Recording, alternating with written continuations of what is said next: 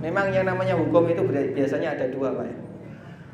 Anda kalau tanya apa hukum khamr, untuk mereka penjual khamr, dia akan bilang kalau untuk menghangatkan badan halal, Mas.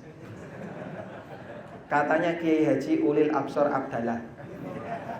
Sudah haji belum? Belum ya? Kiai Ulil Absor ya. Sehingga semua bisa cari-cari alasan. Makanya tidak seimbang kalau orang berfatwa dengan latar belakang punya kepentingan. Ini yang terkadang menjadi bahan pembicaraan. Kalau setiap bank syariah itu punya dewan syariah sendiri di masing-masing perbankan syariah, terus bagaimana fatwa yang diterbitkan oleh dewan syariah ini bisa sesuai dengan aturan, dengan mempertimbangkan nilai-nilai hukumnya. Karena fatwa ini bisa dipastikan adalah fatwa yang menguntungkan banknya, wong dia dewan syariahnya berada di bawah bank. Ini yang bikin repot. Karena itulah hadirin makan Allah, dalam masalah fatwa namanya kejujuran ini yang paling penting. Sehingga orang ketika minta fatwa, dia nggak boleh menyembunyikan kasus. Misalnya ada orang yang dia bilang, kalau hasil jual beli boleh nggak Pak? Ya halalan thayyibah, tapi ada sedikit menipunya ya. Nah tadi kenapa nggak bilang kan? Kalau bilang tadi kan nanti di fatwa haram. Jadi yang nggak boleh, fatwa harus jujur, apa adanya disebutkan. Kadang ada sebagian orang fatwa itu sebenarnya dia sudah ingin agar fatwanya seperti ini, sesuai dengan keinginannya. Akhirnya pertanyaannya dibuat berbeda dengan kasus sejatinya. Ini bisa berbahaya. Baik. Terus bagaimana dengan MLM? Ini kalau sudah nyebut MLM biasanya konotasinya pasti terlarang ya, bermasalah. Jadi MLM itu bermasalahnya di sini, Pak. Orang yang melakukan MLM, sebut saja di situ ada kerjasama antara upline dan downline.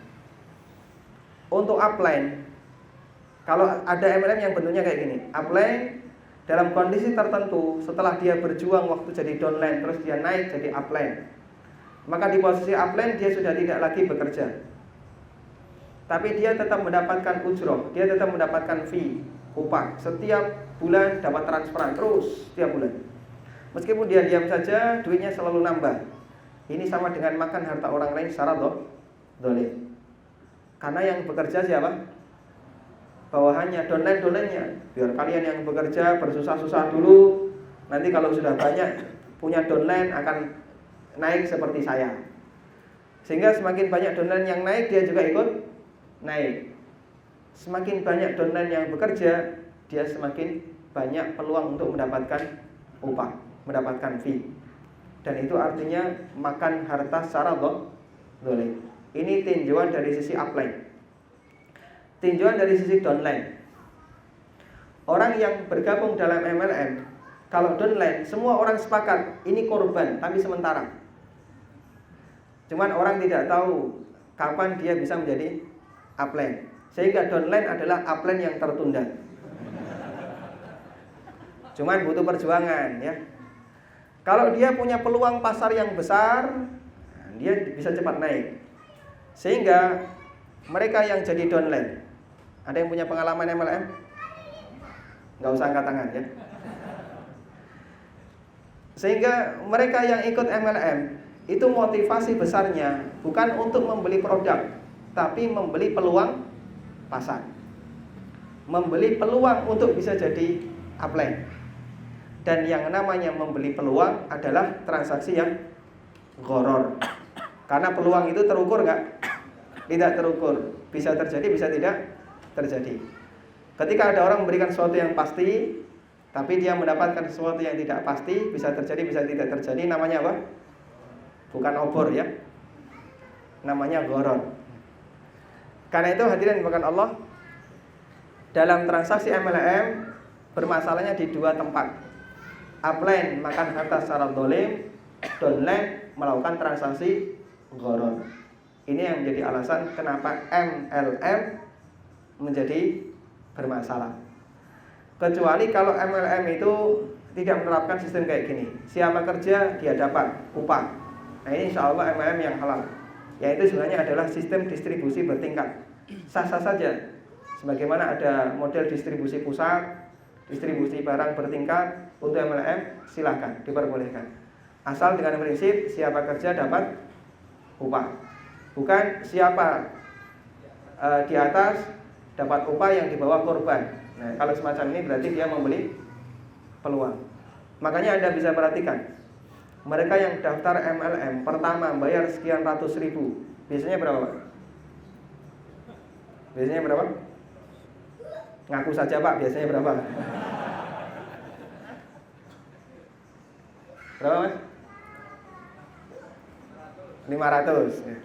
Biasanya 500. Bukan peserta MLM ya, berdasarkan info dari yang lain. Dia bayar 500, dapat apa Pak? Nanti kan dapat kit ya, ada training kitnya, marketing kit, apalagi manajemen kit ya. Semuanya serba kit-kit itu ya. Dan dikasih satu produk yang mungkin tidak dia butuhkan. Biasanya apa? Suplemen. Kalau nggak gitu ya obat kuat. Dia nggak butuh itu. Makanya sebenarnya dia nggak ingin beli produk ini. Karena yang dia inginkan bukan produk, tapi peluang pasar. Dan itu kan tidak imbang. Bayar sekian ratus ribu, mendapatkan modul-modul tadi, kit-kit tadi, yang sama sekali tidak pernah dia baca. Dia butuh itu enggak? Enggak, kita pun dikasih enggak mau baca Pak. Mungkin ilmu bisa membuat sukses sebagian orang, membuat gagal sebagian orang yang lain. Sehingga kita enggak mau baca. Dan ini salah satu di antara karakter MLM yang bermasalah. Salah satunya adalah di situ ada produk yang tidak dibutuhkan konsumen. Ketika dia daftar, nanti dijanjikan produk yang sama sekali nggak dibutuhkan, sudah langsung coret, ini MLM bermasalah. Tapi kalau dia menjual produk yang betul-betul dibutuhkan, sehingga dia beli produk itu karena kebutuhan, dan dia juga punya peluang untuk memasarkan, insya Allah ini MLM yang diperbolehkan. Wallahu a'lam. I'm a Muslim, that's what makes me happy, and that's the truth. Because I'm happy, because I have the noble Quran, and that's where I get my